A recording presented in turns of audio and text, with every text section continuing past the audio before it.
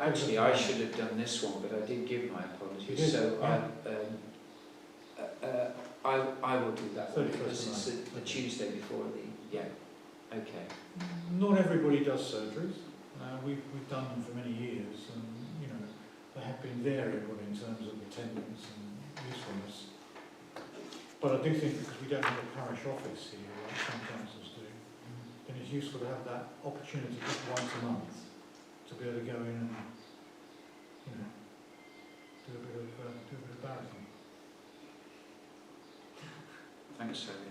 All right. Yeah. Any concerns on that? But if you've given a surgery date though, and you feel that you can't do it, just tell Owen well in advance, and then we can see whether we can rustle up another one, particularly if you're working. Quite understand. Still working. I mean, Nigel has the same problem. Yeah. Quite understand. Just one observation on that. There are obviously many other working people in this village. I'd be very happy to hold an evening at a day. Yeah. If it could be in the Red Keg, or the Fox used to be very happy to attend at that place as well, in a more informal setting. But all joking aside, a number of people work very hard in this village 7 days a week, morning, noon and night. And as I said, I'm no issue at all with attending an evening or even a weekend if that's more suitable for people that can't get to a meeting during the day. So I'll put my hand up for obscure times or days if that suits. I suppose maybe an alternating situation, maybe one daytime, one evening perhaps. That might be the answer, then we can accommodate everybody.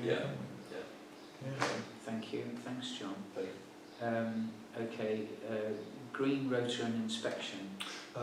Meeting dates we're okay with, aren't we? Yeah, that's okay. Meeting dates. Just the one thing, I haven't got a provisional for June because I'm going to be on holiday for 2 weeks. June, you're not on holiday on June the 1st, though, are you? No, June 1st. Yeah. So what do you want? Well, we don't need to have a provision anyway necessarily. Only if there's a planning application. Yeah. If there were to be a planning application, 9 times out of 10 we can get it extended. It's very unusual not to get it extended. Yeah. Well, to July. Yeah, we've run it before and taken our own. You could, in a one-off instance, you could do that. Okay. But Okay. Thank you. Can I just check in terms of the dates? Obviously, you've done them electronically. Has Malcolm got a hard copy? Yes. Have you got or do you need a copy? Just with surgeries and because I was intending to get your pack like Amanda and John have got actually, but didn't quite. My printer sort of got a bit tired after about 78, 100 copies. I'll give you those again, Malcolm. They're the meeting dates and the surgery dates there, and the green inspection. I'm for that, right? Nothing wrong with that. So green road inspection again is on those sheets. I've only done it up to the sort of autumn really, on the basis that things might change as we go through the next few months. So I've just done a shortened one. And there's a template for you to complete and do that. You can do that anytime, John. You can do that at midnight if you want to. Later.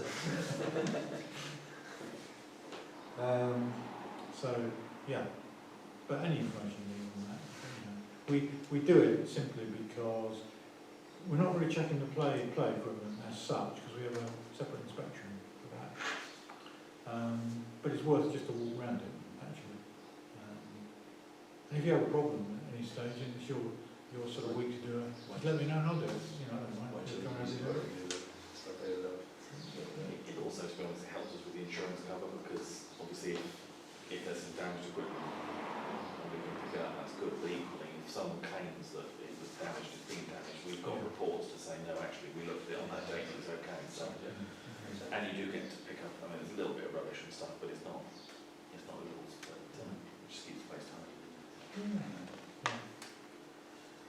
Okay. Jubilee celebrations, well, they're detailed in the BKM.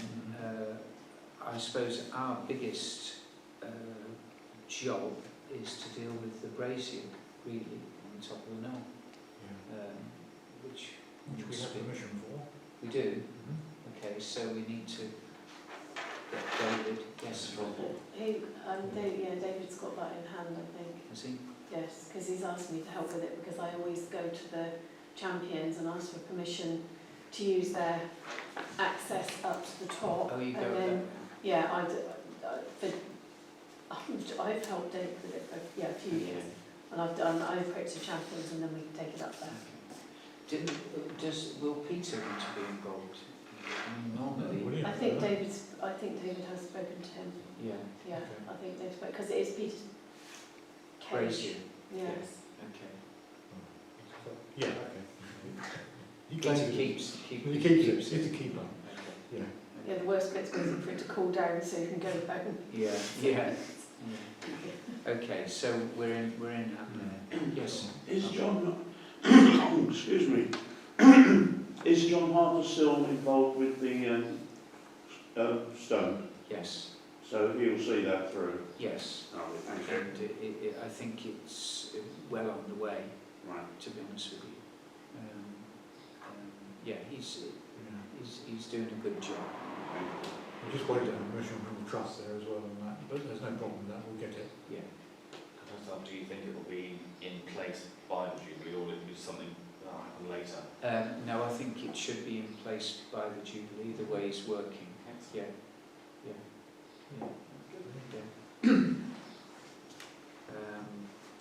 So yeah, I mean, that's Jubilee for us, isn't it? Really. The rest is attending and supporting. If I can give a plug, hopefully you should all be receiving Your raffle raffle. tickets through Yeah. through the door. Yeah. So, Actually, while you've spoken there, I realise we haven't asked you for your district and county report, Bob. Do you want to do that, say, after we've dealt with? it'll be pretty short this time, but Yeah. yes. Yeah, that's fine. Okay, sorry. Well, there's a lot of things going on there, we haven't got footpaths, highways, or any of those things, Yeah. because, trying to keep the agenda under control. Community shop, we've discussed that. We know where we're going forward with that just at the moment. Guideline documents for members, Yeah, which got those for I'll give them to Amanda Amanda and John, John. and everybody will have them by Yeah. June. and we've completed register of interest Yeah. declarations expenses. The expenses return is the only thing I haven't had from, I think when you have an election, when you put a nomination paper in, they require an expenses return, even though it's nil for most people. They need to have it, so I need to have, because you haven't got a document, really. Maybe you haven't got it, either of you? You got it? I can still send you a copy of it, so I'll send you a copy online. And then all you got to do is sign it, basically. Assuming you didn't declare an expenses. Yeah. Okay, that's great. Thanks, John and Amanda, for dealing with all this paperwork. But it is necessary, and Owen is great at making sure we do it. Bob, do you want to give us a wee update? Just one thing to mention on the paperwork, the declarations that you sign tonight, if you don't sign those within a month of being elected, you're unelected. And we have another election, which is why it's so important to get all the paperwork done. Yeah, in terms of updates, very brief. County, obviously, as you know, the elections took place locally. Myself and Tony Grimes were elected. Across the whole of the county, it's the Lib Dems have taken control with 61 out of 110 seats. So, as yet, we don't know who the leader of the Lib Dem group is going to be. We don't know what format the county is going to be set up under. So we'll wait and see what happens, and I'll advise you obviously of that as and when we come through. In terms of Sedgemoor at the moment, I am pushing the planning department, because although we've had these new county elections, Sedgemoor still exists for the next 12 months. So all the planning and stuff will still be dealt with at Bridgewater. After that it moves to whatever the setup will be at the new authority. But in the meantime, we're trying to push for a planning training for parish councils, particularly new ones, probably middle of June. Great. So as soon as we've got a date for that, that'll come out to the clerk. And normally we try and do 2 evenings that people can come to. It's worth attending if you can. It basically goes through what the planning process is, what the sort of things are that you can comment on, and particularly how parishes can sort of have their say. Because as things stand at the moment, if you as a parish disagree with the officer, that's what triggers it to come to us at committee. So it is important that the parishes do make recommendations. It's only the parish and the ward members that can trigger it to come to committee. So if the parish, so for example, the planning officer was to grant something, want to grant it, and the parish object, that brings it to committee. 100 members of the public objecting would not bring it to committee. So it is critical, the role that we have as a whether that's the same after the next 12 months, we don't know, because each of the districts have different policies at the moment, and Sedgemoor is currently the only one that has the specific parish calling effect. So whether that will continue, we don't know, but the next couple of months we'll have a bit of an idea as to what's happening. In terms of the local stuff, Malcolm mentioned to me too before the meeting, you obviously seen the roadworks that were done partly on Brent Street, so the raising of the drains, which were a problem with the hairdressers. There are other markings there. The reason those haven't been done is because it's a different section that deals with those, only because the ones who are doing the raising, the others will just do the surfacing, so that should be done shortly. And as I say, I'll give a normal update in future months when there's a bit more idea of what's happening. But the last couple of weeks things have been a bit quiet council-wise because everyone's been out and about on the streets running around in circles. So. Given the change now in leadership, for want of a better word, are they, obviously this has always all been driven by David Fothergill and his team. Yeah. How will the Liberals approach it? Very much like the plans that they had in place? To be honest, they are slightly straitjacketed because in terms of the whole moving to a single unitary, that's now been a parliamentary act that has gone through, so we have to follow that route. Oh, okay. They can change some of the stuff within it as to how it's going to operate, but they can't change the fact that it's a single unitary. Okay.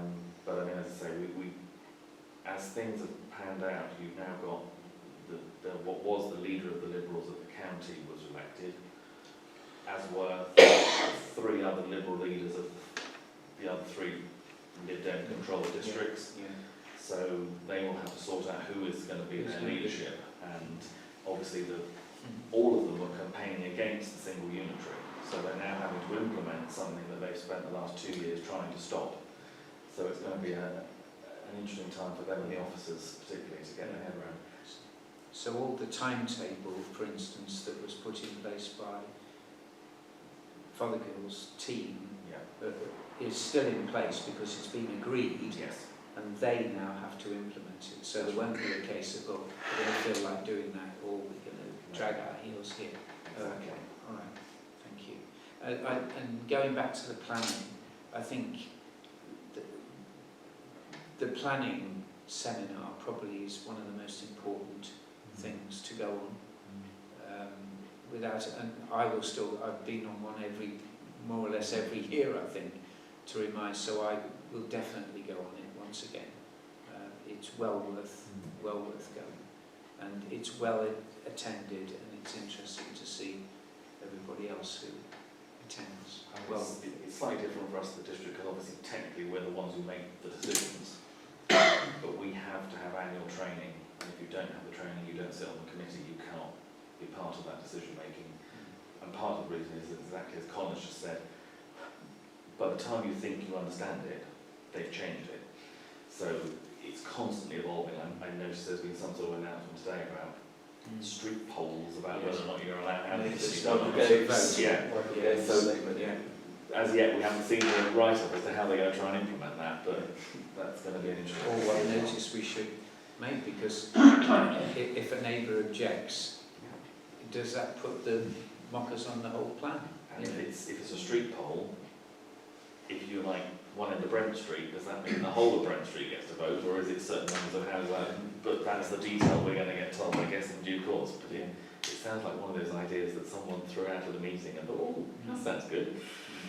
Now work out how you implement it. Sounds like an angry residents' charter, really. Yeah.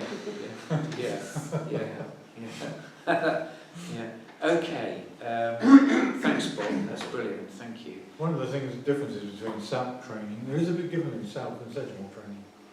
I always think if you want planning training, you're better off with Sedgemoor.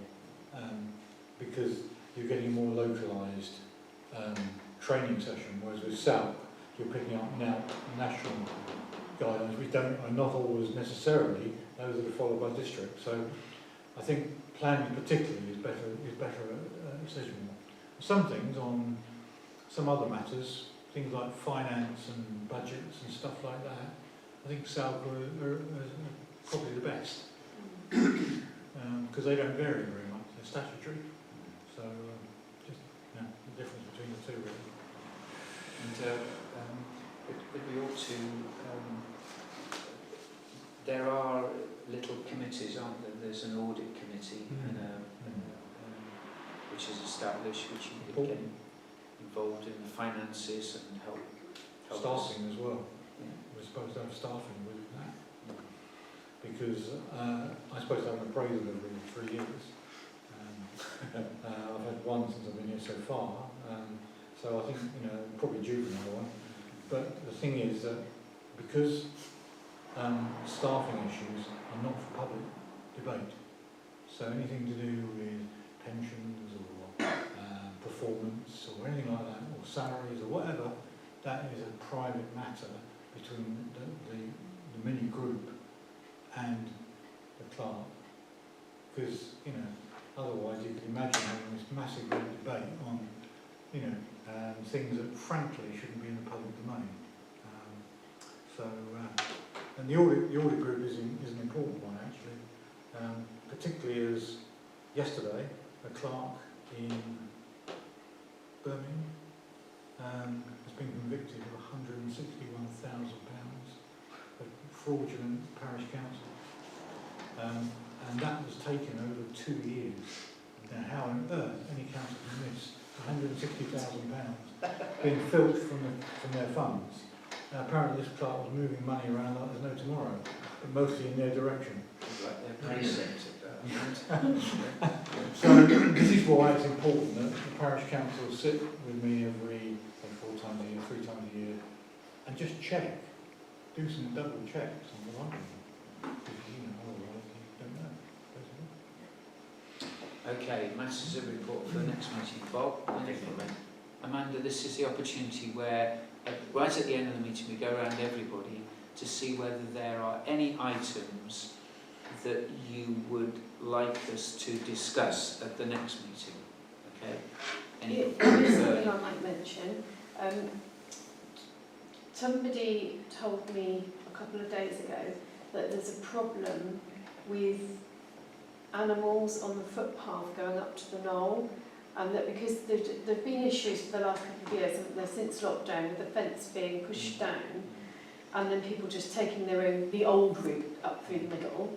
Well, somebody came down, because I was looking at my sheep which are up the top by Mike Diamonds, and somebody said that they'd been chased by animals in the field and that they couldn't access the footpath. And then they said there were cattle that had got into there, and that there were horses in there, and they were chasing people who were trying to walk up the knoll. So I thought, so I didn't go up there, because I've got 2 dogs, and I thought I don't want the dogs being chased. So I thought I might mention it. Now, strangely enough, I went up there the other day, and when I was coming down, I noticed that there was evidence of cattle being there, or horses or something, on that path. None were there at the time, but there was evidence that they may have even got out, but there was this person, they was, oh my God, we were chased, and so I think there is an issue there with that fencing, because people were climbing over and pushing it down. So no, I agree. If someone goes to put animals in there, they're not going to know that there's no fence there. Because that's not our fence, is it? The only thing, the only part of that is the handrail and the posts are ours. The fence is Mike Diamonds, and all that fence is in a bad state of repair, really. And that's going to be iffy because obviously he's not well. No. So I'm not sure. There is an opportunity to go and see him actually, to ask what's happening about the car park, to be honest. And his daughter or wife generally will give an answer. So I'll, well, bring it up and I'll see if I can go up there during the week and find out what the position is. Okay. Nothing for me.